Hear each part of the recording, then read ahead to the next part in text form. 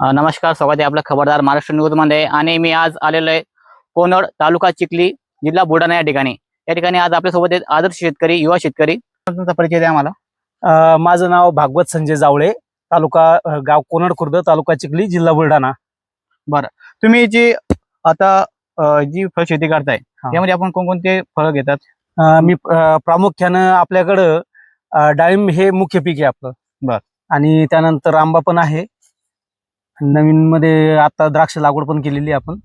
अजून वेळ आहे. तुमच्याकडे डाळिंबाची बाग सगळ्यात जास्त दिसते, तर डाळिंबाचं नेमकं हे कसं असतं, नेमकं नियोजन वगैरे कसं असतं? डाळिंबाचं नियोजन मध्ये जर बहाराचं नियोजन झालं तर आपण सरासरी डिसेंबर किंवा जानेवारी मध्ये बहार पकडतो, पहिलं पाणी देऊन. त्या हिशोबानं बहार पकडला जातो. त्याच्या अगोदर झाड तानावर सोडून खतं वगैरे व्यवस्थापन करून त्यानंतर झाड तानात असताना आपल्या ज्या तारखेला पाणी द्यायचं ठरेल त्या हिशोबानं आपण त्याची छाटणी घेतो. त्यावरती इथरेल पानगळ घेणं, नंतर मग त्याला पहिल्या पाण्यापासून त्याचं पूर्ण बहाराचं नियोजन 6.5-7 महिन्याचं पूर्ण नियोजन त्याचं आपलं चालू होतं. आणि जून एंडिंग किंवा जुलैच्या पहिल्या हप्त्यात वरच्या पावसाच्या अंदाजानुसार माल हार्वेस्टिंगला येतो. आता जे नवीन शेतकऱ्यांना समजा लागवड करायची आहे, तर नेमकी प्रोसेस कशी असते लागवडची? लागवड करत असताना सगळ्यात महत्वाची गोष्ट म्हणजे साईट सिलेक्शन. साईट सिलेक्शन करताना महत्वाच्या गोष्टी असतात तुमचं जमिनी म्हणजे जमिनीचा प्रकार कुठला आहे, त्यानंतर त्या जमिनीच्या आजूबाजूला कुठं धरण किंवा मोठी नदी जर असली तर ते क्षेत्र, किंवा काळी माती जर असली तर ते क्षेत्र योग्य नाहीये लागवडीसाठी, डाळिंबासाठी विशेषतः. मग ते साईट सिलेक्शन करून त्या शेताची पूर्ण तयारी करून त्यामध्ये प्लॉट ऍडजस्ट करून, म्हणजे ड्रिप सिस्टम, जेणेकरून डाळिंबाच्या झाडाला थोडं जरी पाणी कमी जास्त झालं तर ते झाड लगेच आपल्याला डिफरन्स दाखवतं आणि त्याचा आपल्या उत्पादनावर परिणाम होतो. म्हणून आपण काय करतो, त्याचं ड्रिप सिस्टमचं पूर्ण शास्त्रशुद्ध पद्धतीनं त्याचं इन्स्टॉलेशन करून, नंतर त्या शेतांमध्ये बेड वगैरे आखणी करून, ड्रिप इन्स्टॉलेशन करून, नंतर आपण त्यावरती कलमी लागवड करतो.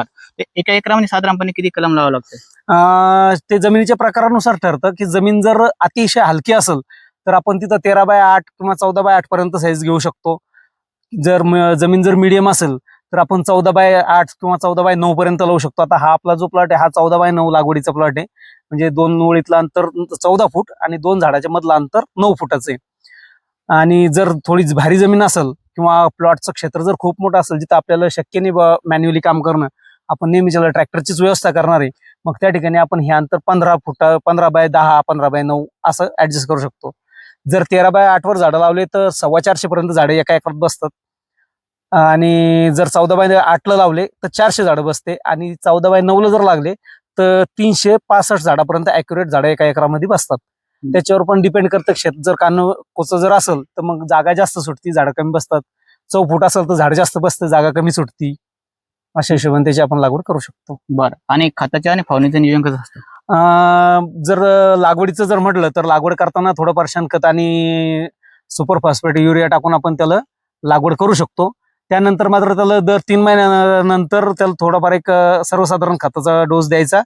आणि 6 महिन्याला त्याची बेड, दर 6 महिन्याला त्याची लागवडीपासून बेड वाढवत घेत असताना शेणखत भरून बेड वाढवत घ्यावं लागते. 3 वेळा बेड वाढवले की 18 महिन्यामध्ये त्याचं बेडही कम्प्लीट होतो, झाडही कम्प्लीट होतं आणि आपलं झाड 18 महिन्यापासून ते 24 महिन्याच्या दरम्यान कुठेही बहारासाठी रेडी होतं. त्या दरम्यान काही फवारणी वगैरे काय लागते? हा, त्या दरम्यान त्याच्यावरती मुख्यतः अटॅक जे येतात ते थ्रिप्स असतात, मावा येतो, आळी येते.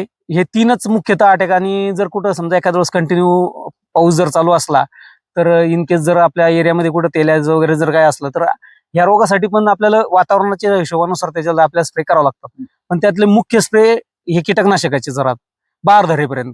मग तिथून पुढं मग बहार धरल्यापासून तर मग ते झाडाच्या कंडिशननुसार ऍडजस्टेबल, जसं जसं वातावरण चेंज होईल, जसं झाड बागल.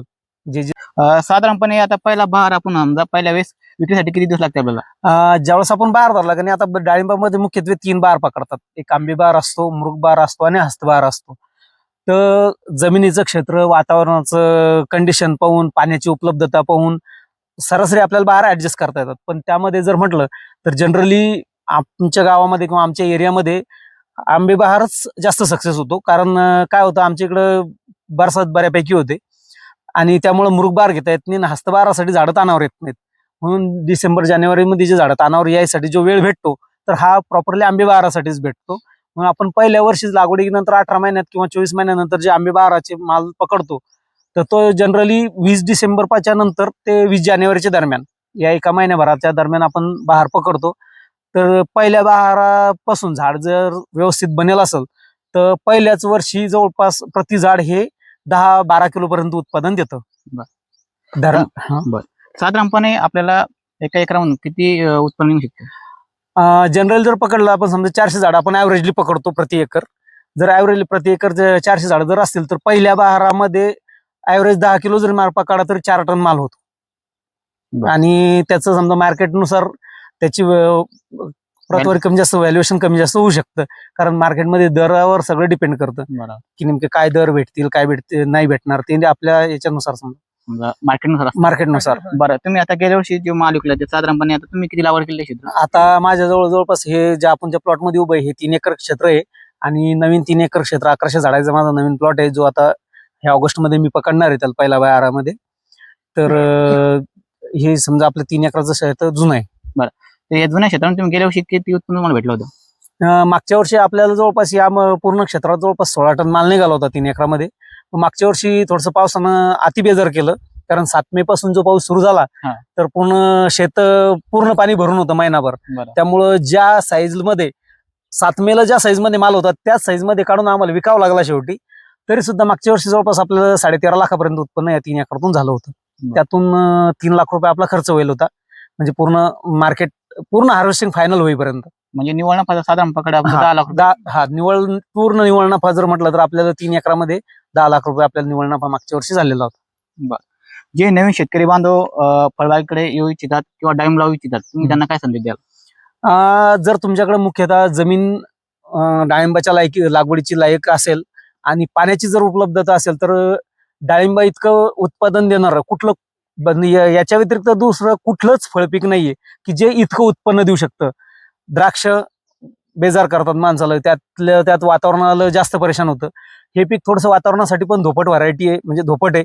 थोडंफार गार पण जर थोडी बारीक सोयाबीन हरभऱ्याच्या आकाराची जर गारही झाली तर याला प्रॉब्लेम येत नाही, फक्त सेटिंग झालेली असावी.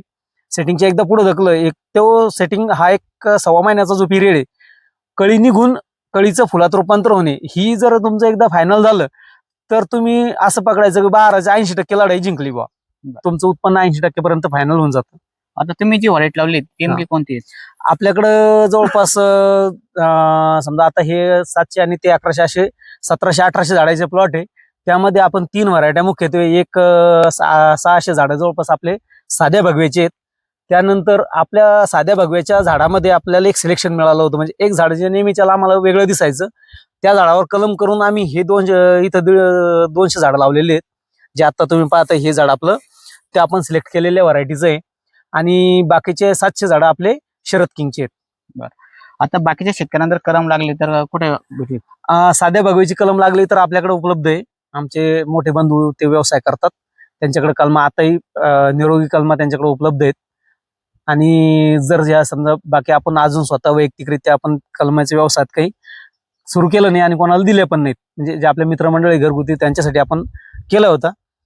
आणि ही जी सिलेक्शन व्हरायटी आहे तिच्यावर आपल्या अजून ट्रायल चालू आहेत, त्याच्यामुळे आपण याचे कोणाला अजून कलम दिले नाही.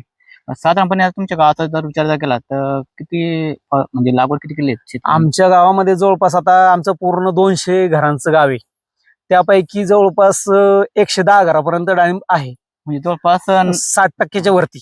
60% तरी आमच्या घरामध्ये घरपरत डाळिंब आहे आणि जवळपास एकूण क्षेत्र म्हटलं तर 230 एकरापर्यंत क्षेत्र आता आमच्या गावामध्ये झालेलं.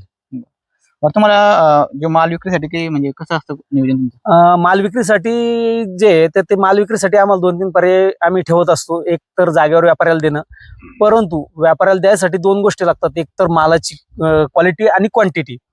मोठ्या व्यापाऱ्यांना चिल्लर व्यापारी मालाचे पैसे आपल्याला मनानुसार पैसे देत नाहीत, त्याला लागतं, आणि मोठ्या व्यापाऱ्याला लागते क्वांटिटी. त्या हिशोबाने जर खूप क्वांटिटी असली तर मग आपण जागेवर देतो, किंवा जर क्वांटिटी नाही मिळाली आणि 1 स्ट्रोक हार्वेस्टिंग जर नसेल तर मग आपण तो माल मार्केटला न्यायचा प्रयत्न करतो. मार्केटला नेत असताना मालाची साईज, शाईन, कलर पाहून जे आपल्या महाराष्ट्रातले सोलापूर असेल, पुणे असतील, नाशिक असेल, इथं शिर्डीजवळ राहता असेल, यापैकी मालाची प्रतवारी पाहून, क्वालिटी, कलर, शाईन पाहून यापैकी ज्या मार्केटचा माल तो बनलेला आहे त्या हिशोबाने आपण त्या मार्केटला नेत असतो. साधारणपणे 1 एकरामध्ये किती खर्च येतो लागवडीसाठी? लागवडीसाठी कलमा असेल, ठिबक असेल, त्याची मजुरी, बेड मारणं, ड्रिप सिस्टम इन्स्टॉलेशन करणं, हे जवळपास एकरी 50,000च्या आसपास आपल्याला लागवडीसाठी खर्च येतो सुरुवातीला. कारण त्याचं ड्रिपचे थोडेसे रेट आता युद्धामुळे कमी जास्त झाल्यामुळे थोडंसं सध्या होऊ शकतं. पण जनरली आपल्याला एक ॲव्हरेज जरी पकडलं तरी 50,000च्या आसपास कलमा आणि पूर्ण ड्रिप सिस्टमचा त्याचा खर्च पूर्ण येतो. आणि बहाराचा जर खर्च पकडला तर आपण ते व्हॅरिएशन करतं, कारण वातावरण कसं बदलतं सेटिंग पिरियडमध्ये, यानुसार बहार धरल्यापासून ते हार्वेस्टिंग पर्यंत एकरी जनरली 80,000पासून ते 1,20,000पर्यंत खर्च व्हॅरी होतो. जर वातावरण जास्त दिवस खराब राहिलं तर 1,20,000पर्यंत जास्तीत जास्त खर्च जाऊ शकतो, किंवा 80,000पासून ते त्याच्या दरम्यान कुठेतरी खर्च आपला होतो एकरी. आता एक